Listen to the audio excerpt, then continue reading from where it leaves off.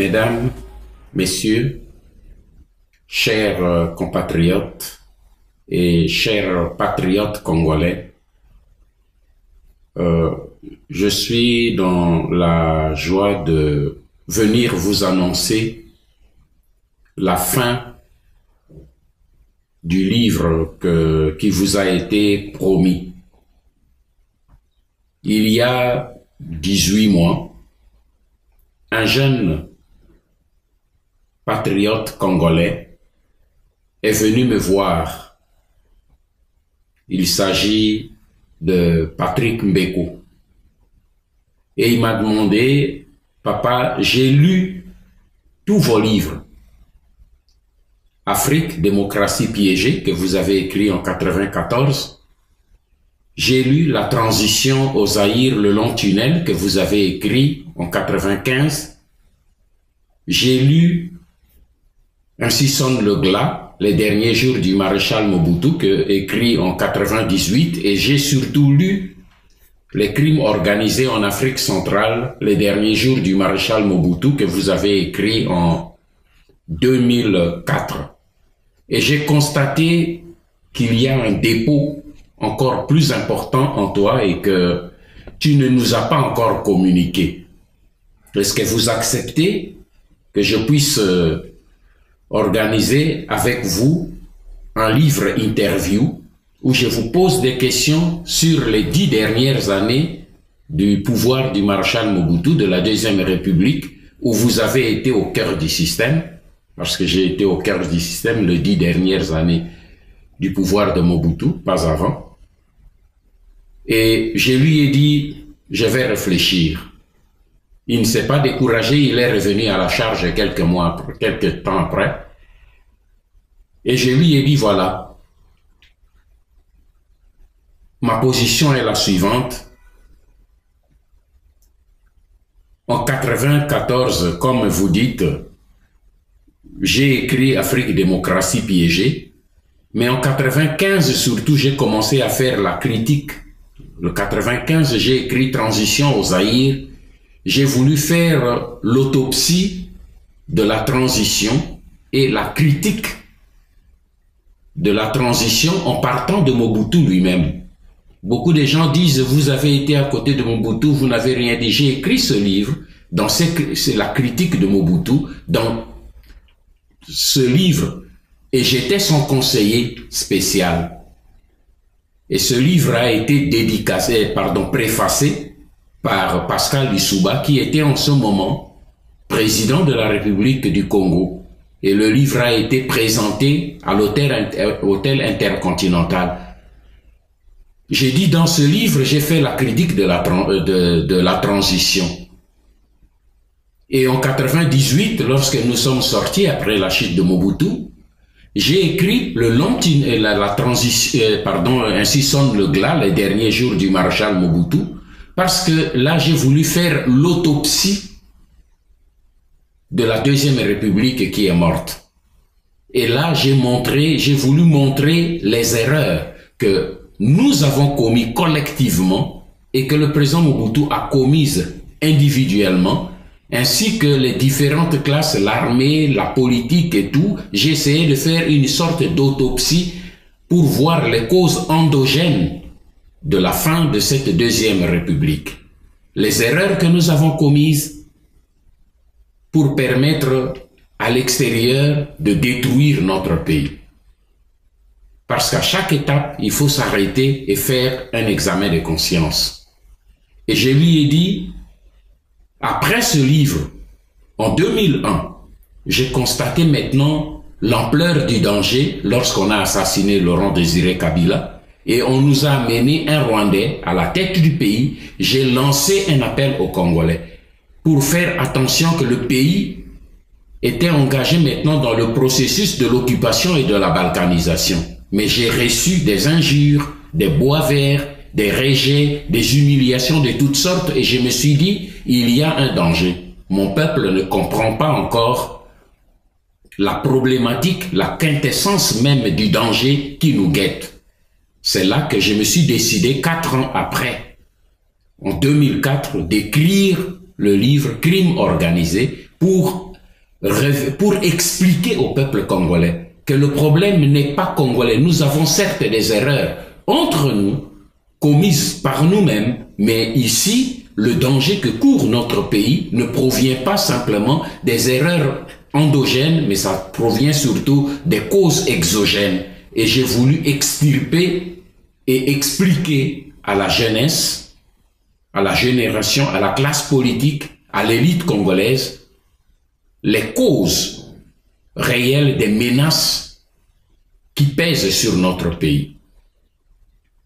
Et Dieu merci, aujourd'hui je me suis rendu compte que le peuple congolais, la jeunesse, une bonne partie de la jeunesse, pas tous, mais une bonne partie de la jeunesse a compris ce danger. Mais la véritable menace vient maintenant de la classe politique congolaise et de l'élite congolaise qui ne semble pas saisir la problématique du danger qui nous guette. Je me suis rendu compte que l'élite congolaise souffre aujourd'hui de ce mal dangereux qui ronge toute l'Afrique que l'on peut qualifier du complexe du larbin. Cela veut dire quoi? Aujourd'hui, on voit toute la classe politique congolaise, toute sa politique est orientée vers l'Occident. Pour qu'un homme politique soit accepté par les Congolais, il doit avoir le quitus de l'Occident. Et on voit toute cette classe politique et cette élite de mon pays tourner vers l'Occident pour essayer, pour attendre de lui les solutions pour sortir du pays, pour sortir de la crise la plus dangereuse, la plus violente qu'ait connue le monde après la Deuxième Guerre mondiale. Et c'est là que se situe le grand danger. Alors j'ai dit à Patrick Mbeko, il y a une urgence. Faisons un travail pour montrer à cette classe politique, à notre élite politique, quel est le piège dans lequel ils sont tous tombés. Et ce piège, c'est la stratégie qu'a monté notre ennemi. Les ennemis qui ont planifié la déstabilisation, l'occupation en vue de la balkanisation de la République démocratique du Congo, notre pays, cet ennemi-là a monté une stratégie dans laquelle le peuple, l'élite et la classe congolaise est tombée dedans. Certes, aujourd'hui, nous voyons, comme vous le voyez dans la page du livre, la couverture du livre que nous vous présentons, nous avons intitulé le livre « Stratégie du chaos et du mensonge ». Stratégie du chaos et du mensonge. Poker menteur en Afrique des Grands Lacs. Pourquoi nous avons parlé de stratégie du chaos et du mensonge? Parce que justement, quand nous voyons ce qui s'est passé au Zaïre et aujourd'hui en République démocratique du Congo, depuis 1996 jusqu'à ce jour, le monde entier se pose la question. Partout où je passe, les Africains me posent des questions. Comment est-il possible que le petit Rwanda puisse mettre le grand Congo que nous avons connu, le grand Zaïre, à genoux?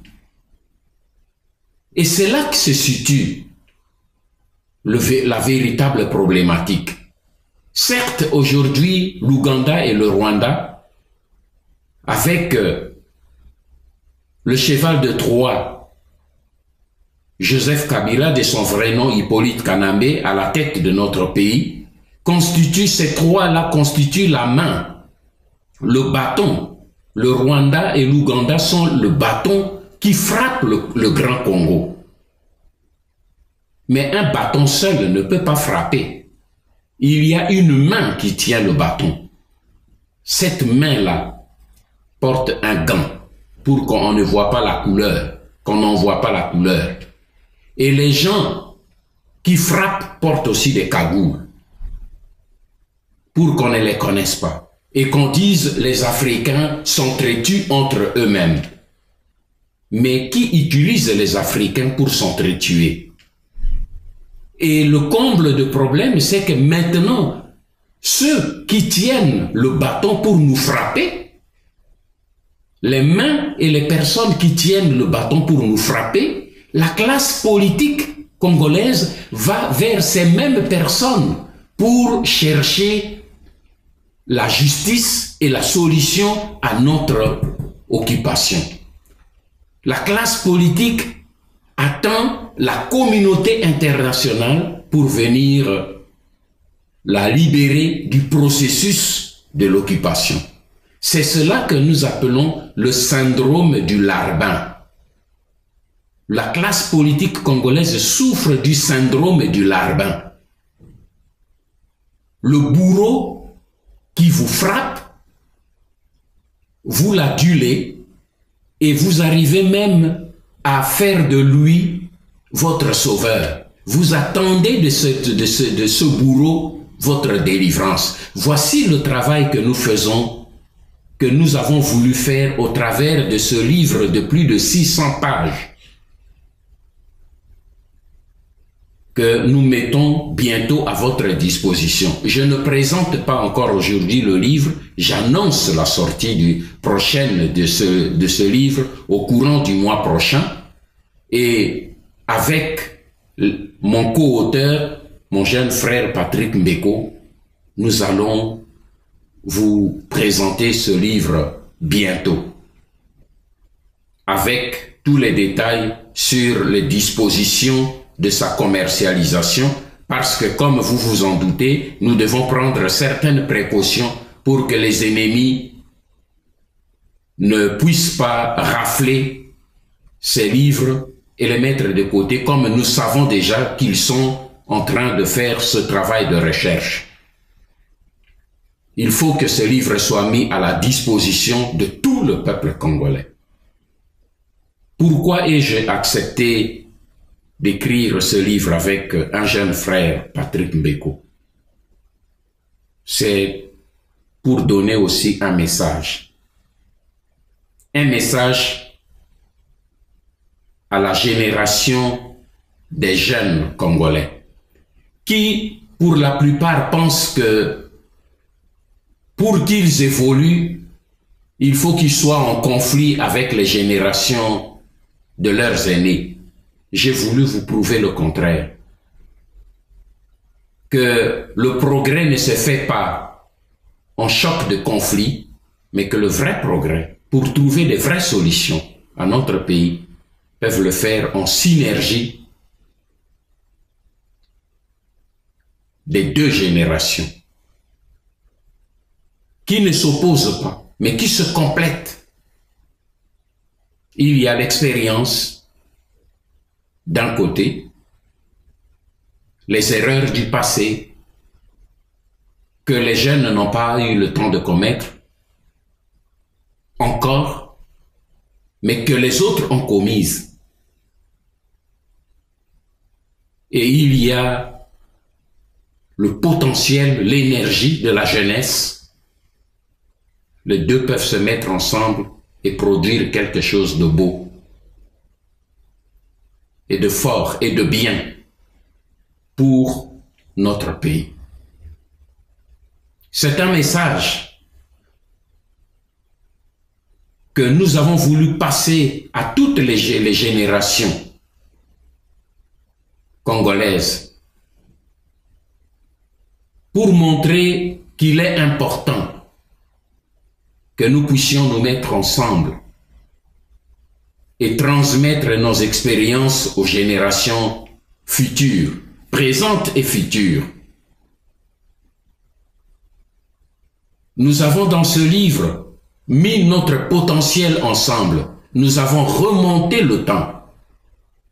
Dans ce livre, nous avons remonté jusqu'à la création de l'État indépendant du Congo que nous appelons dans notre livre État libre du Congo.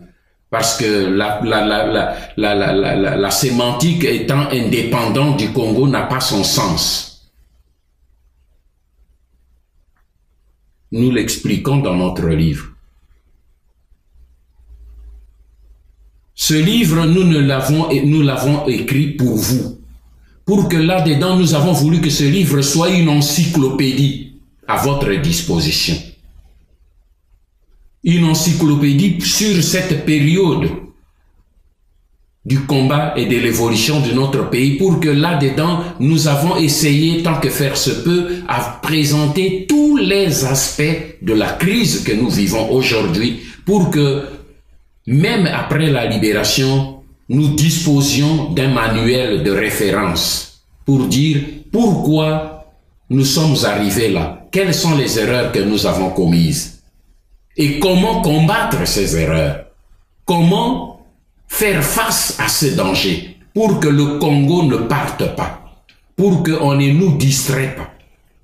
Voilà pourquoi ce livre sort en ce moment où se tient à Londres, va se tenir à Londres la rencontre des pilleurs de notre pays.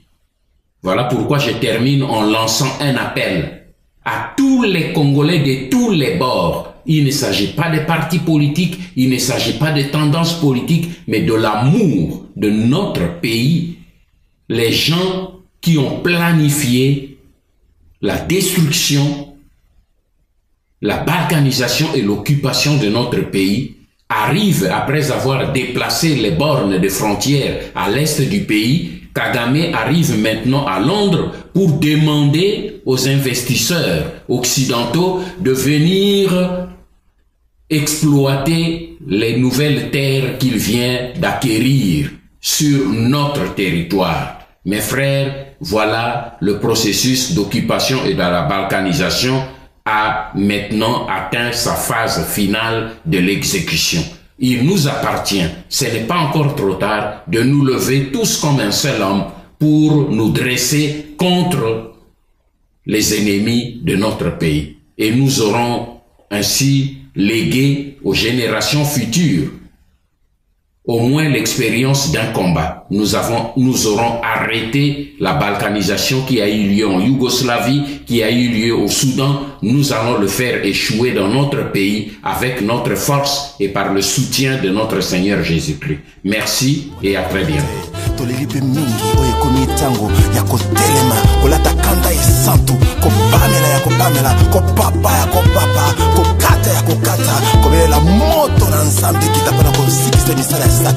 Moto, itisa moto yaya, ezikisa misala ya satana na mboka. Moto, itisa moto yaya, ezikisa misala ya satana na mboka. Loboko na yawe ezali ya kosembola mapo ekolo epambolama pe baye Kongo bambo na nkembo na yawe. Haleluya. Sembola loboko tomona nguya na yoe. Katina ekolo na biso. Osala ya minene utayo bandana bato. Mokongisi nini bona mboka. Tumeli na pasi ya eton pour tout. Yaka to bandela elongo na yoe. Yaka mokonzi yaka to bandela motongo ekolo elongo na yo. Tale tuluku ya basomi ya Kongo batelemi mpona koyamba lipambo likote pai na yo. Simbola loboko na ekolo tolingi tomona embo na yo. Simbola loboko na ekolo tolingi tomona embo. Simbola loboko tomona nguya tobebisa misala ya satana na mboka. Makila ma Yesu mapetola ekolo mabebisa misala ya satana na mboka.